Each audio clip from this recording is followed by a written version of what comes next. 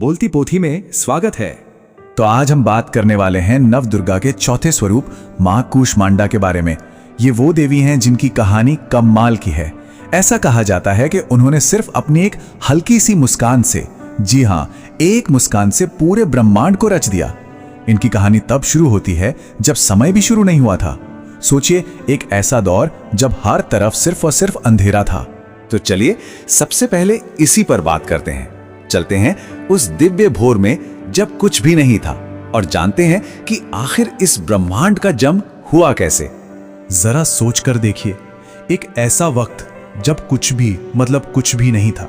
हर तरफ बस एक अंतहीन गहरा सन्नाटा और अंधेरा। ना सूरज की रोशनी, ना चांद की चांदनी, ना टिमटिमाते तारे, कुछ भी नहीं। और उसी गहरे शून्य और अंधकार के बीच से जानते हैं क्या हुआ?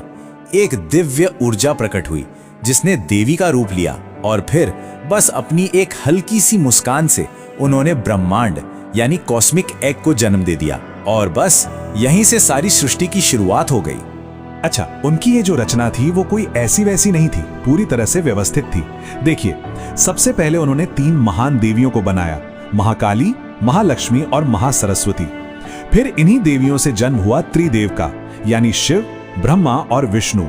और अंत में मां ने इन सभी देवी देवताओं को उनके काम सौंपे कि कौन सृष्टि करेगा, कौन पालन करेगा और कौन संहार। मतलब एक तरह से उन्होंने पूरे ब्रह्मांड के काम करने का एक सिस्टम तैयार कर दिया, हर चीज के लिए एक मंच बना दिया। तो ये तो हुई ब्रह्मांड की रचना की बात, पर सवाल यह है कि मां कूष्मांडा का स्वरूप कैसा है, वो दिखती कैसी हैं? चलिए अब जरा उनके इस दिव्य स्वरूप और उसके गहरे मतलब को समझते हैं। उनका स्वरूप सूरज की तरह तेजस्वी है, एकदम दैदीप्यमान। वो एक सिंह पर सवार हैं और सिंह तो प्रतीक है ही धर्म, शक्ति और निडरता का। उनके 8 हाथ हैं और इसीलिए उन्हें अष्टभुजा देवी के नाम से भी जाना जाता है। और उनके इन 8 हाथों में जो चीजें हैं ना, उनका भी अपना अपना गहरा मतलब है। जैसे एक हाथ में है अमृत कलश जो जीवन देता है, तो दूसरे हाथ में है चक्र जो समय का प्रतीक है। फिर धनुष बाण भी हैं, गदा है, कमल का फूल है। ये सब मिलकर सृजन और संहार दोनों पर ही उनके अधिकार को दिखाते हैं। एक मान्यता ये भी है, और ये बहुत दिलचस्प है, कि सिर्फ मां कूष्मांडा में ही इतनी शक्ति और इतना तेज है कि वो सूर्य के बिल्कुल केंद्र में रह सकती हैं। असल में कहा तो ये भी जाता है कि सूरज को और पूरे ब्रह्मांड को जो रोशनी और ऊर्जा मिलती है, उसका असली स्रोत वही है। और एक मजेदार बात बताएं, उनके नाम कूष्मांडा में ही उनकी पूरी कहानी छिपी हुई है। देखिए, संस्कृत में कू का मतलब होता है थोड़ा सा, ऊष्मा का मतलब है गर्मी या ऊर्जा, और अंडा मतलब ब्रह्मांडी अंडा। तो नाम का पूरा मतलब क्या हुआ?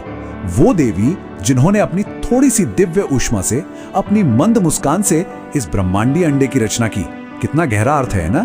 तो अब सवाल उठता है कि हम सब यानी भक्त इस ब्रह्मांडीय शक्ति की कृपा कैसे पा सकते हैं? खैर, इसका जवाब मिलता है उनकी बहुत ही सरल पूजा विधि में। उनकी पूजा करने का तरीका ना बहुत ही सरल है और पूरी तरह से सच्ची श्रद्धा पर टिका है। करना क्या होता है? घी का एक दीपक जलाइए, लाल फूल जैसे गुड़हल का फूल और हरी इलायची चढ़ाइए।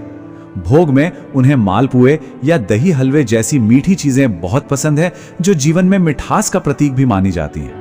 लेकिन इन सब भोग में भी एक चीज सबसे ज्यादा खास है, और वो है कुंभड़ा यानी सफेद कद्दू।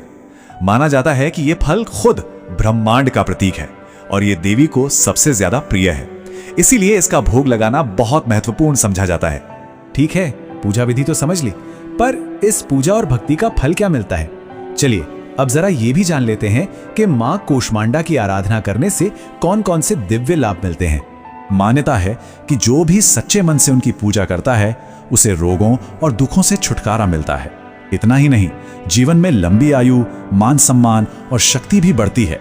धन समृद्धि तो आती ही है, साथ ही मन को शांति मिलती है और बड़ी से बड़ी मुश्किलों का सामना करने की हिम्मत भी। मतलब जीवन के हर पहलू पर उनकी कृपा बरसती है। ये जो पवित्र मंत्र है, ये भक्तों की उसी गहरी श्रद्धा और भक्ति को दिखाता है। ये मंत्र हमें बस यही याद दिलाता है कि मां कूष्मांडा का स्वरूप, उनकी ऊर्जा इस सृष्टि के कण कण में बसी हुई है।